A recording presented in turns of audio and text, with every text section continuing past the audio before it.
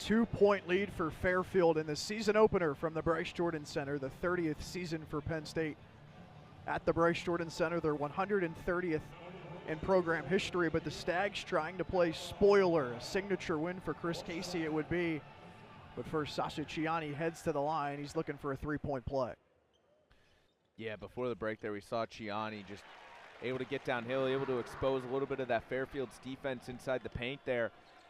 And he's going to walk away with that free throw. So Penn State not only down by 1. These two teams, a lot of parallels. Year 3 head coaches after down years last season.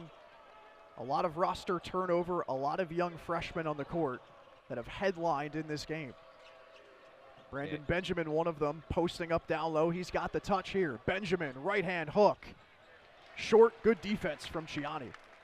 Love that for Ciani right there. Again, he's not letting Benjamin get inside. He doesn't commit the foul either. That's huge at this stage of the game.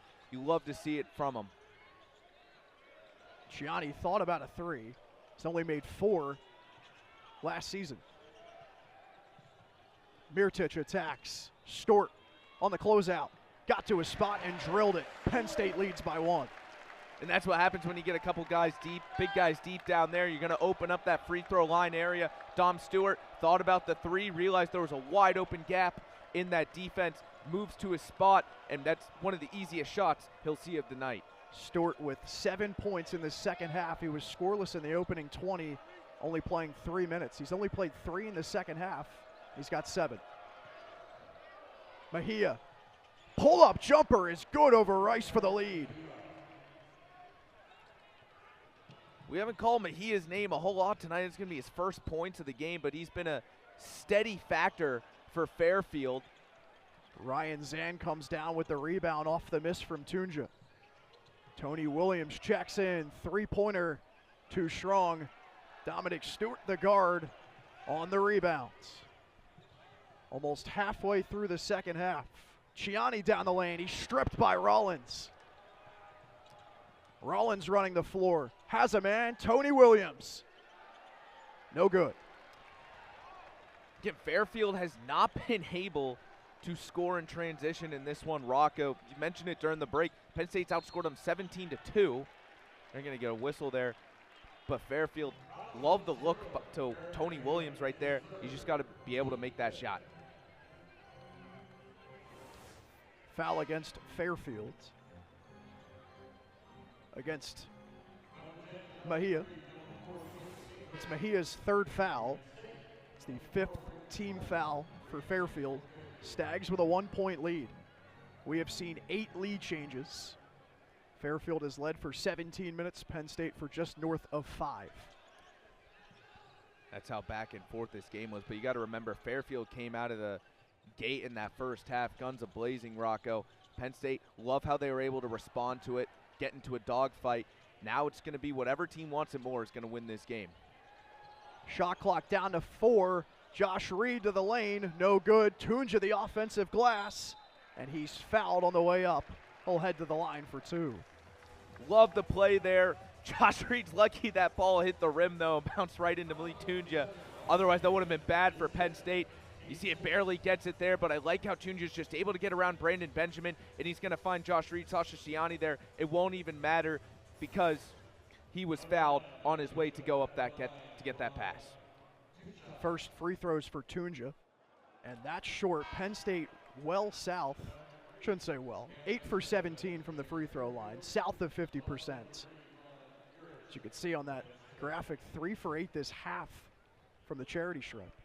Yeah, and those are points in a dogfight game like this that you cannot afford to give up or to let go, Rocco. You need to capitalize on every opportunity Fairfield gets to you.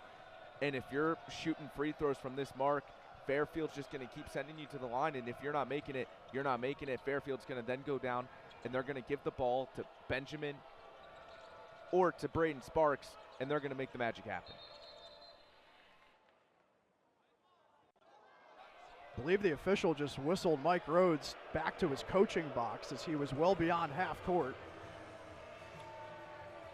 Don't think I've seen that in a game of college basketball. Mike Rhodes he loves this team, Rocco. He loves his guys out there. He's so passionate about them. Just crossing over the line there a little bit, trying to communicate with them. But it's a sign of a good coach right there. He wants his guys to do well and got a little too antsy at that one. Shot clock down to 4. Williams hoists. No good. Rebound, Urich. Now you're starting to see again the pace of play slowly go back into Penn State's tempo. And if you're Mike Rhodes, that's what you want. And it's going to start with this guy, number 4 right here, Caden Mingo. He finds Tunja down the lane. He missed the layup. Urich keeps it alive, but right to Tony Williams for Fairfield. Estevez picked off. Urich lost it. Ball's loose. First to the floor, Penn State, but they're out of bounds. Ivan Urich. Love the play there. Shown some flashes of a defensive back in football. He was able to swoop in there, steal the ball, couldn't corral it at the end there. So now if you're Penn State, you get a little bit of a breather here. Fairfield's going to get the ball, so you're able to regroup defensively. Not the worst thing in the world. Obviously, you want to come away with it, but you'll take this too over Fairfield getting a fast break point. But nice job by Ivan Urich. Heads up play there. We've seen that a couple times from him tonight. Just being able to stick around, poke around, get the ball loose a little bit. Take a look at the replay. Urich going to the floor. You'd love to see. And he's down out of bounds on that sideline. Looks like they're not going to review this. Mike Rhodes thought about it. That is something to watch here late in this game, in a close game. There are challenges in college basketball now. Mike Rhodes said the coach's show with Steve Jones that he would elect probably to hold it later in the game for when he needs it in a close game. Well, situation we could see later on. But that sequence there perfectly describes these two teams. Going to the floor, physical play, first to the floor is what these two coaches want their teams to be doing. Exactly. Pull up 3. Estevez, no good. Mingo tips it to Eli Rice. Saw some substitutions for Penn State. Mingo on the floor alongside of DeLeon, Reed, Rice, and Urich. 3 ball. Clanks off the rim, but it's kept alive for Eli Rice, who wants 3. And Sparks skies into the air for the rebounds. Love the heads-up play there by Eli Rice to get that offensive rebound, but I'm not a fan of that 3-point shot he took on the far wing there. I'd rather just reset the play, let Penn State try and control the tempo yet again. Sparks hoists a 3, way too strong, and Zan runs over Rice. A foul against Fairfield, and that will be the under 8 tie ball game, 56-56. We've got 8 minutes to decide this one from the Bryce Jordan Center. Stick around with us on Big Ten Plus.